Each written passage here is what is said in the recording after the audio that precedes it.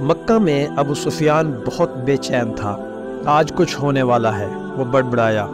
اس کی نظر آسمان کی طرف بار بار اٹھ رہی تھی۔ اس کی بیوی ہندہ، جس نے حضرت امیر حمزہ رضی اللہ تعالیٰ عنہ کا کلیجہ چبایا تھا، اس کی پریشانی دیکھ کر اس کے پاس آ گئی تھی۔ کیا بات ہے، کیوں پریشان ہو؟ ابو سفیان چونکا۔ کچھ نہیں، طبیعت گھبرا رہی ہے، میں ذرا گھوم کر آتا ہوں۔ وہ یہ کہہ کر گھر کے بیرونی دروازے سے باہر نکل گیا۔ مکہ کی گلیوں میں سے گھومتے گھومتے وہ اس کی حد تک پہنچ گیا تھا۔ اچانک اس کی نظر شہر سے باہر ایک وسیع میدان پر پڑی۔ ہزاروں مشعلیں روشن تھی، لوگوں کی چہل پہل ان کی روشنی میں نظر آ رہی اور بھن بھناہٹ کی آواز تھی، جیسے سینکڑوں لوگ دھیمی آواز میں کچھ پڑھ رہے ہوں۔ اس کا دل دھک سے رہ گیا تھا۔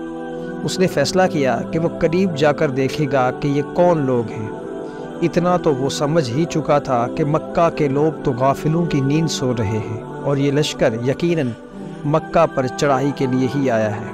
وہ جاننا چاہتا تھا کہ یہ کون ہے۔ وہ آہستہ آہستہ اوٹ لیتا اس لشکر کے کافی قریب پہنچ چکا تھا۔ کچھ لوگوں کو اس نے پہچان لیا تھا۔ یہ اس کے اپنے ہی لوگ تھے جو مسلمان ہو چکے تھے اور مدینہ ہجرت کر چکے تھے۔ اس کا دل ڈوب رہا تھا۔ وہ سمجھ گیا تھا کہ یہ لشکر مسلمانوں کا ہے اور یقیناً محمد صلی اللہ علیہ وسلم اپنے جانثاروں کے ساتھ مکہ آ پہنچے تھے۔ وہ چھپ کر حالات کا جائزہ لے ہی رہا تھا کہ عقب سے کسی نے اس کی گردن پر تلوار رکھ دی۔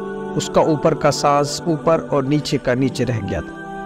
لشکر کے پہرے داروں نے اسے پکڑ لیا تھا اور اب اسے بارگاہ محمد صلی اللہ علیہ وسلم میں لے جا رہے تھے۔ اس کا ایک ایک قدم کئی من کا ہو چکا تھا۔ ہر قدم پر اسے اپنے کرتوت یاد آ رہے تھے۔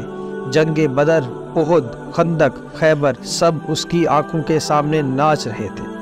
اسے یاد آ رہا تھا کہ اسے کیسے سرداران مکہ کو اکٹھا کیا تھا محمد صلی اللہ علیہ وسلم کو قتل کرنے کے لیے، کیسے نجاشی کے دربار میں جا کر تقریر کی تھی کہ یہ مسلمان ہمارے غلام اور باغی ہیں، ان کو ہمیں واپس دو۔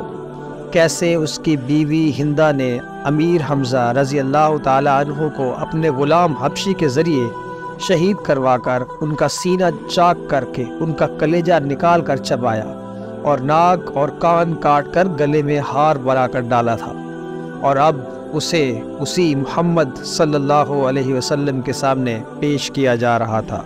اسے یقین تھا کہ اس کی روایات کے مطابق اسے جیسے دہشت گرد کو فوراً تحقیق کر دیا جائے گا۔ ادھر بارگاہ رحمت للعالمین صلی اللہ علیہ وسلم میں اصحاب جمع تھے اور صبح کے اقدامات کے بارے میں مشاورت چل رہی تھی کہ کسی نے آ کر ابو سفیان کی گرفتاری کی خبر دے دی۔ اللہ اکبر! خیمے میں نعرہ تکبیر بلند ہوا۔ ابو سفیان کی گرفتاری ایک بہت بڑی خبر اور کامیابی تھی۔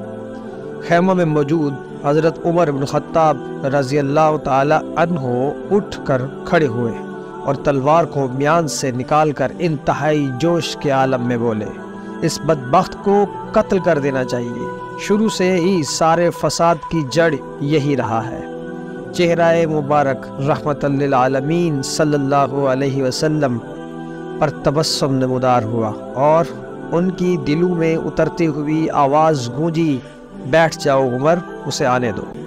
عمر بن خطاب رضی اللہ تعالی عنہ آنکھوں میں غیظ لیے حکم رسول اللہ صلی اللہ علیہ وسلم کی اطاعت میں بیٹھ تو گئے، لیکن ان کے چہرے کی سرخی بتا رہی تھی کہ ان کا بس چلتا تو ابو سفیان کے ٹکڑے کر ڈالتے۔ اتنے میں پہرے داروں نے بارگاہ رسالت صلی اللہ علیہ وسلم میں حاضر ہونے کی اجازت چاہی۔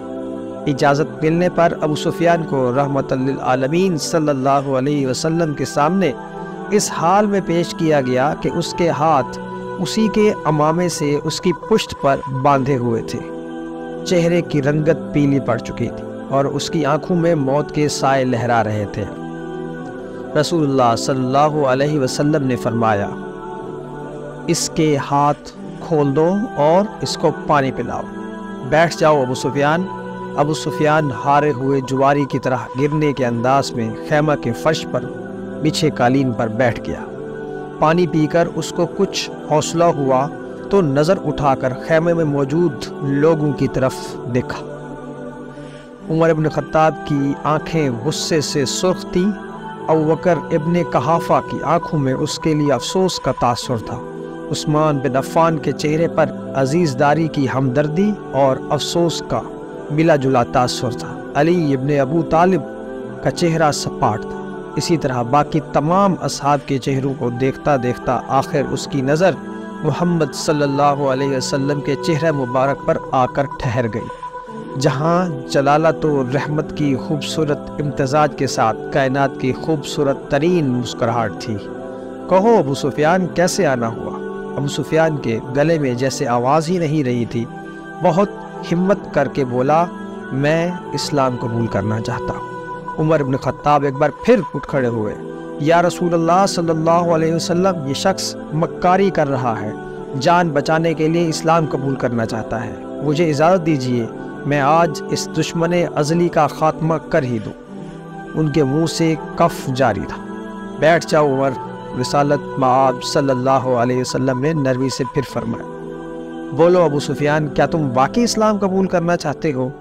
جی یا رسول اللہ صلی اللہ علیہ وسلم، میں اسلام قبول کرنا چاہتا ہوں۔ میں سمجھ گیا ہوں کہ آپ اور آپ کا دین بھی سچا ہے اور آپ کا خدا بھی سچا ہے۔ اس کا وعدہ پورا ہوا۔ میں جان گیا ہوں کہ صبح مکہ کو فتح ہونے سے کوئی نہیں بچا سکے گا۔ چہرہ رسالت مآب صلی اللہ علیہ وسلم پر مسکراہٹ پھیلی۔ ٹھیک ہے ابو سفیان، تو میں تمہیں اسلام کی دعوت دیتا ہوں اور تمہاری درخواست قبول کرتا ہوں۔ جاؤ، تم آزاد ہو۔ صبح ہم مکہ میں داخل ہوں گے۔ انشاءاللہ میں تمہارے گھر کو، جہاں آج تک اسلام اور ہمارے خلاف سازشیں ہوتی رہیں، جائے امن قرار دیتا ہوں۔ جو تمہارے گھر میں پناہ لے لے گا وہ محفوظ ہے۔ ابو سفیان کی آنکھیں حیرت سے پھٹتی جا رہی تھی۔ اور مکہ والوں سے کہنا، جو بیت اللہ میں داخل ہو گیا اس کو امان ہے، جو اپنی کسی عبادت گاہ میں چلا گیا اس کو امان ہے، یہاں تک کہ جو اپنے گھروں میں بیٹھا رہا اس کو بھی امان ہے۔ جاؤ ابو سفیان، جاؤ اور جا کر صبح ہماری آمد کا انتظار کرو، اور کہنا مکہ والوں سے کہ ہماری کوئی تلوار میان سے باہر نہیں ہوگی، ہماری کوئی تیر ترکش سے باہر نہیں ہوگا، ہمارا کوئی نیزہ کسی کی طرف سیدھا نہیں ہوگا جب تک کہ کوئی ہمارے ساتھ لڑنا نہ چاہے۔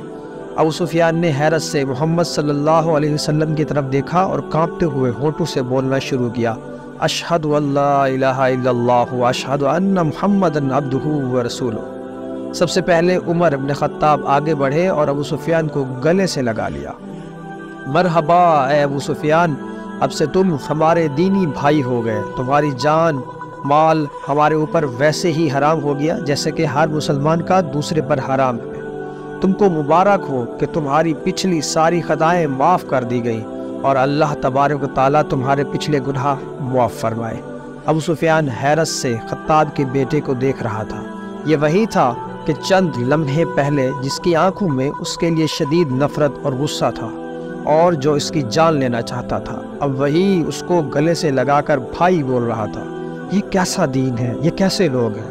سب سے گلے مل کر اور رسول اللہ صلی اللہ علیہ وسلم کے ہاتھوں پر بوسہ دے کر ابو سفیان خیمہ سے باہر نکل گیا۔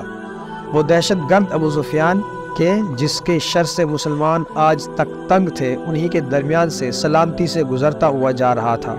جہاں سے گزرتا اس اسلامی لشکر کا ہر فرد، ہر جنگجو، ہر سپاہی جو تھوڑی دیر پہلے اس کی جان کے دشمن تھے، اب آگے بڑھ کر اس سے مسافہ کر رہے تھے، اسے مبارکباد دے رہے تھے، خوش آمدید کہہ رہے تھے۔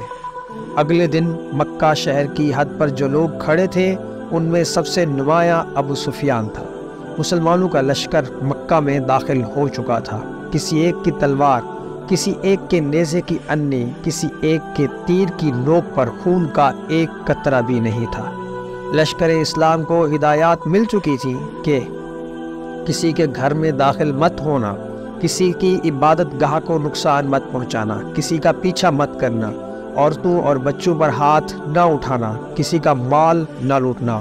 بلال حبشی آگے آگے اعلان کرتا جا رہا تھا، مکہ والوں رسول خدا صلی اللہ علیہ وسلم کی طرف سے آج تم سب کے لیے عام معافی کا اعلان ہے۔ کسی سے اس کے سابقہ اعمال کی باز پرس نہیں کی جائے گی۔ جو اسلام قبول کرنا چاہے وہ کر سکتا ہے، جو نہ کرنا چاہے وہ اپنے سابقہ دین پر رہ سکتا ہے۔ سب کو ان کے مذہب کے مطابق عبادت کی کھلی اجازت ہوگی۔ صرف مسجد الحرام اور اس کی حدود کے اندر بت پرستی کی اجازت نہیں ہوگی۔ کسی کا ذریعہ معاش چھینا نہیں جائے گا، کسی کو اس کی اراضی و جائیداد سے محروم نہیں کیا جائے گا۔ غیر مسلموں کے جان و مال کی حفاظت مسلمان کریں گے۔ ہندا اپنے گھر کے دروازے پر کھڑی لشکر اسلام کو گزرتے دیکھ رہی تھی۔ اس کا دل گواہی نہیں دے رہا تھا کہ حضرت حمزہ رضی اللہ تعالیٰ عنہ کا قتل اس کو معاف کر دیا جائے گا، لیکن ابو سفیان نے تو رات یہی کہا تھا کہ اسلام قبول کر لو، سب غلطیاں معاف ہو جائیں گی۔ مکہ فتح ہو چکا تھا، بنا ظلم و تشدد، بنا خون بہائے، بنا تیر و تلوار چلائے۔ لوگ جوک در جوک اس آفاقی مذہب کو اختیار کرنے اور اللہ کی توحید اور رسول اللہ صلی اللہ علیہ وسلم کی رسالت کا اقرار کرنے مسجد حرام کے صحن میں جمع ہو رہے تھے، اور تبھی مکہ والوں نے دیکھا اس ہجوم میں ہندا بھی شامل تھی۔ یہ ہوا کرتا تھا اسلام، یہ تھی اس کی تعلیمات، یہ سکھایا تھا میرے رسول صلی اللہ علیہ وسلم کی پیاری ذات نے۔